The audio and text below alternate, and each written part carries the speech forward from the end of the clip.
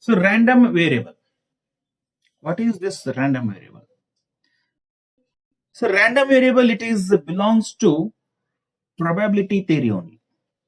So when we calculate probability for each event, so here certain events they have only two outcomes. Certain events they are more than two outcomes. For example, if you toss a coin, we have two outcomes. One is head and another one is tail. So probability of getting head is equal to probability of getting tail here.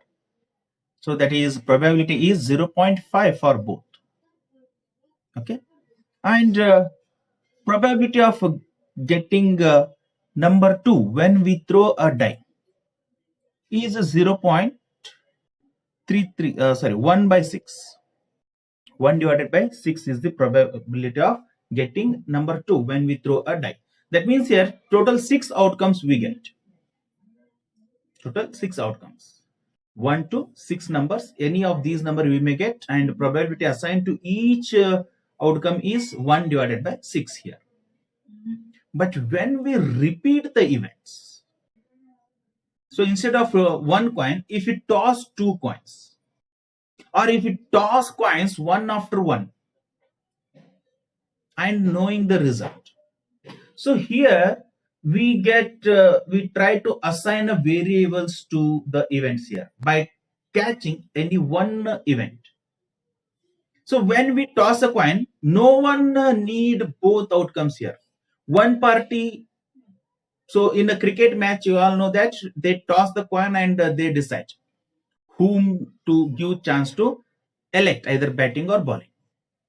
So one person wants head and another person wants tail.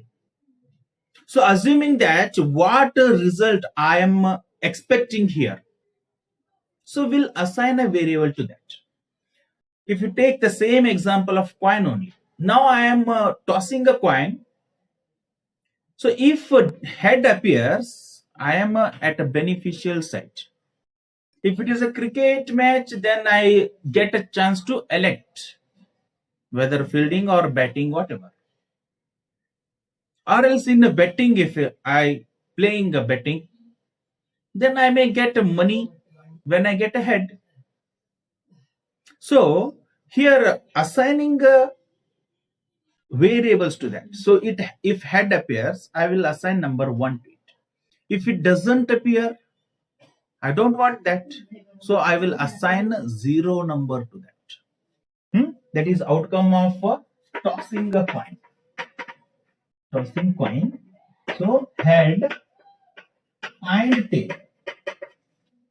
I want head, so I will assign a variable to head. That is 0 head, 1 head. Either 0 head or 1 head. Okay. So I want my desired result is head. So I am assigning variable to my desired result head. That is, if head appears 1, if head doesn't appear 0. So this discrete distribution here, it forms what? Discrete frequency or theoretical distribution. So random variables means here we are framing a frequency distribution or probability distribution. Probability distribution when we are assigning a probability. So here 0 means tail, that means no head. 1 means head. So I assign name here x variable. Then the probability of getting P of x, probability of getting no head, that is tail, is 1 by 2, and probability of getting head is 1 by 2. Or else you can write 0.5 and 0.5. Then total of these probabilities equal to what here? 1. Is it? So, and here, if I toss two coins now, so what are the outcomes when we toss two coins? So it may be both head, one tail, or first head and second one tail, and both are tail. Again, I am want head here. I am referring head. So how many heads I can expect in each here when I throw or I toss two coins at a time or one after one. So I can get no head, that is both the tail. Both tail means no head. That is zero head, one head, and both, that is two heads. Then probability of getting each of them. So here again, equal chance of occurrence of both all events here. They are mutually exclusive, exhaustive, and all. So getting both head is 1 by 4. Getting one head, so 1 by 4 and 1 by 4. And getting no head, that is both tail, is also 1 by 4. But here only one chance that I get both head here, two head. There is only one chance. So here, if I write a frequency, one chance. Getting one head in two different ways. So 2. And here 1. So when I assign probability here, chances of getting one head is in two ways I can get. That is first one head, second one tail, or first one tail, second one head. So probability of getting one head here is 1 by 4 plus 1 by 4. That is 2 by 4. So if I write the probability here, P of X is equal to getting 0 head is 1 by 4, getting 1 head is 2 by 4, and getting one no head is again 1 by 4. So here only this much, leave this frequencies. So this is what here theoretical distribution or probability distribution. So here these are the random variables. So randomly I assigned a variable to the events occurred here. So 0 head, 1 head, 2 head. So these are the random variables and probability associated with that random variable. So altogether we call it as what? Probability distribution. Okay, and always remember here summation of P of X is always equal to 1. So there we learn that probability of total of probability of complementary event is 1. P of A plus P of A dash equal to 1. So here when we assign a random variable, if all random variable we are written here, then probability of all random variables, if we add, we get a total 1. Next, what is random variable then? Definition of random variables. So random variable is a function which assign a real number to every sample point in the sample space. So sample space is there here.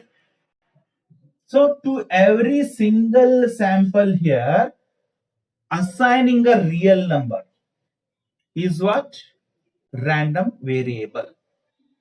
So assigning a real number to every sample in the sample space is a random variable.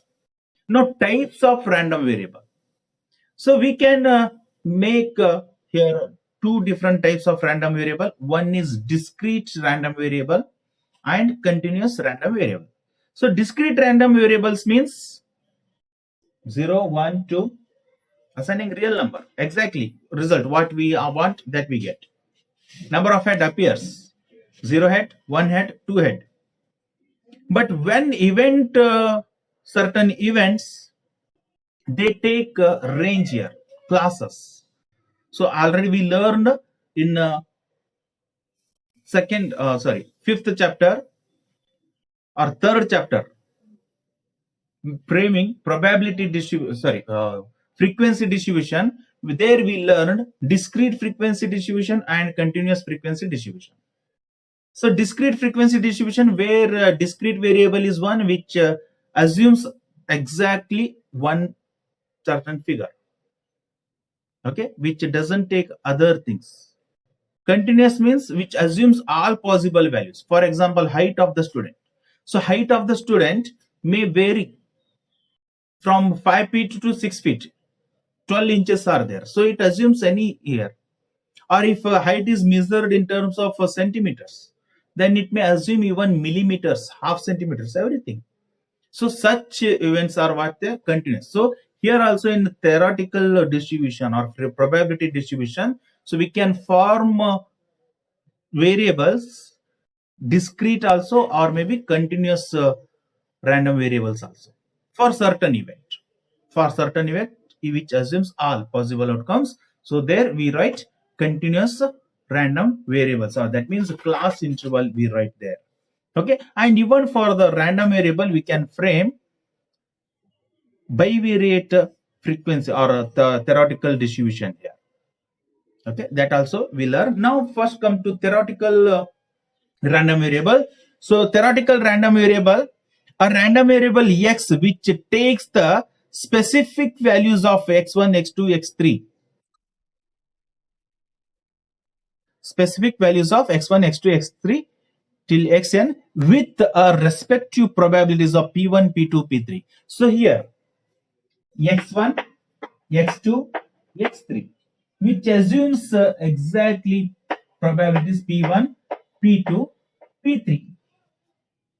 So here 0 head, 1 head, 2 head. So these kind of variables when we assign, it is called as what? Discrete random variable.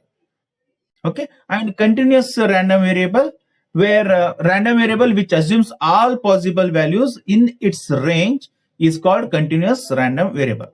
For example, x denotes the marks obtained by a group of students in a school in an examination. So marks of students, so here it varies from 0 to 100 marks. Altogether we cannot put in one mark or 50 marks, 51 marks, 52 marks students. No, we write a range 0 to 10 marks, 10 to 20 marks, like that. So such things we can write continuous random variable. And another example, height of group of students or weight of group of students. So here those are what? Continuous random variable. Now probability mass function. Next term is probability mass function. So let x be an discrete random variable, and let p of x be a function such that p of x is equal to p of x is equal to x. That is here probability of x